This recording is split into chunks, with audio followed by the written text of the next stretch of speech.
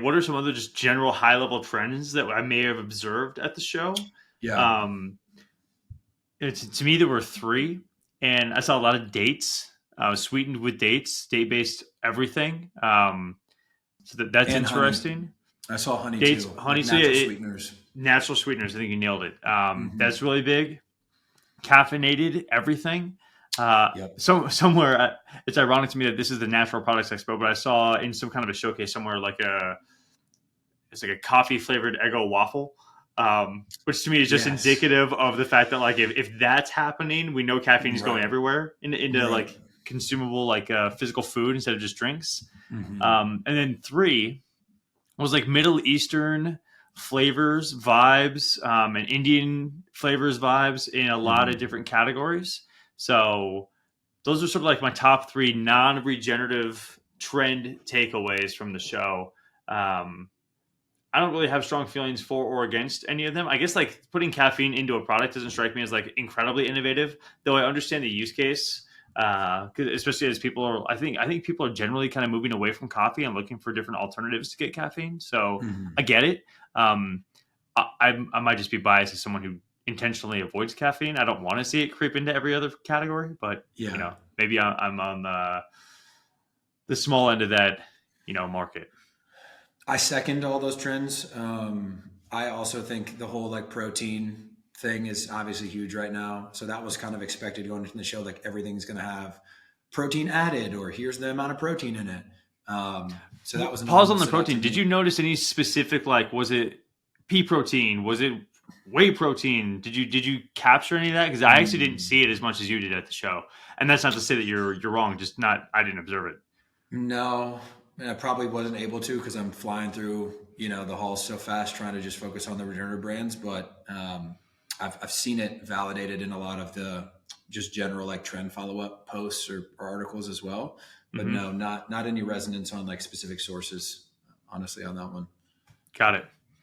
Worth noting. Oh, sorry, I interrupted you. You go ahead. You see anything No, you're else? good. What else?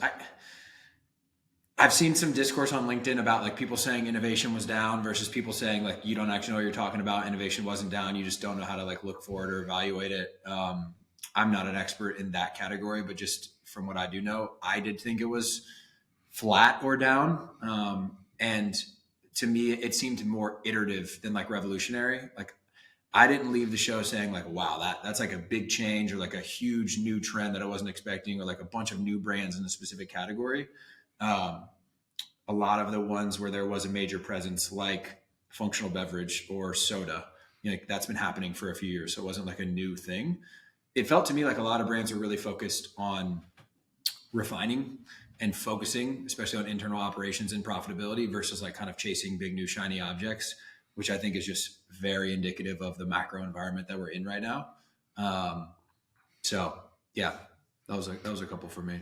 I couldn't agree more. I think it makes complete sense to me that as capital becomes harder to access, less pie in the sky innovation is going to take place. And I Mm-hmm. had a very similar sentiments, both with my own observations at the show and with the buyers I was able to connect with. It's like, Mm-hmm. hey, like what are some interesting things that you've seen? Like, well, it's kind of like, more of the same in a lot of ways. And Mm-hmm. I think a lot of the brands are, to your point, like iterating and trying to adopt some of these bigger trends, like you mentioned, protein. Another one that we sort of alluded to before is like cleaner, like no seed oils. And Mm-hmm. people are focusing on those supply chain innovations where they're optimizing their LOIs, their list of ingredients, rather than major category expansions for the most part, because it's significantly cheaper to do. And it seems to be super on trend right now for a variety of reasons. And then stack Maha on top of that. And it really Mm-hmm. feels like people are trying to capture that. The other thing I didn't see as much as I expected to was GLP-1. I was really Yes. expecting to see a lot of GLP-1 stuff all over the place, and maybe Mm-hmm. it's because it's a trade show and it's not specifically, marketed for consumers. But I was expecting to see more of that direction. That I'm just realizing now I didn't really capture much of that, at least that I saw.